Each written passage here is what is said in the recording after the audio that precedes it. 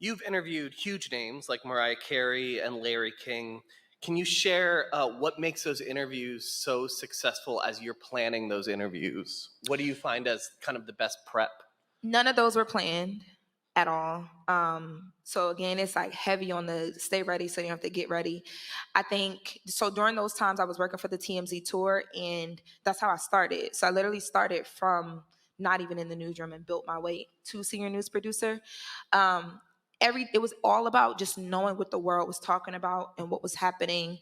And I've always been a person that, like, in everything I do, I want to, like, if you're never ever going to have a chance to talk to Mariah Carey or Larry King, I can talk to that person for you. But I have to know what you, as that regular person who gets up and goes to your 9 to 5 every day, would want to hear from them, right? So just staying very connected to, like, what's happening in the world, who's outside, what are the conversations. When I did Larry King, he was at a bank and at the time it was all the Donald Trump stuff where people were like, oh my God, Donald Trump may be president. We don't know this guy. Who is this Trump? And I knew that Larry King and Donald Trump used to be friends. I didn't really know the depth of the friendship, but I knew Larry King is a big New York guy. Donald Trump ran New York forever, you know what I mean?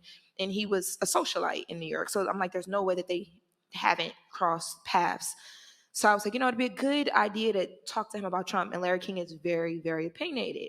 Just knowing the industry and just studying the greats, staying ready. So I asked him, first of all, he didn't want to talk to me. He was like, I don't have no time. And I was like, okay, well, I still have a question. So, okay, here's my question to you. There's so much going on in the media right now with like all this like Trump stuff that's happening. What is your advice to our president right now? If you could sit down and tell him anything, what would it be? Boy, I know you 35 years. I don't know this Donald Trump.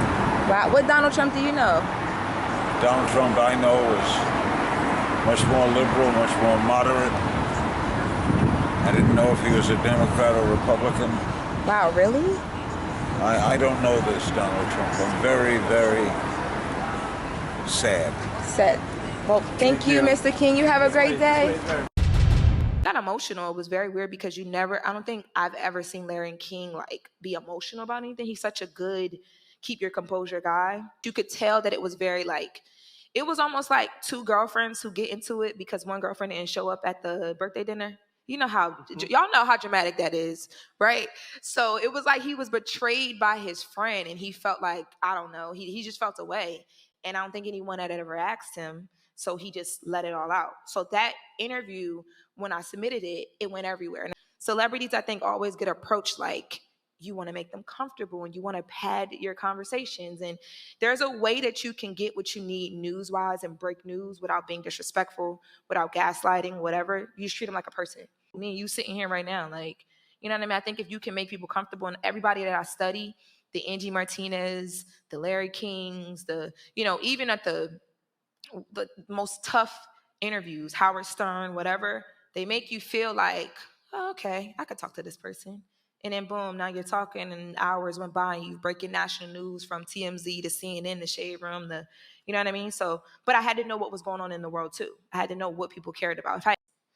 If I had never asked Larry King about Donald Trump, that would have been a miss. But I had to know how to do it where they're not like, who is this girl with this camera? You know what I mean? Mm-hmm.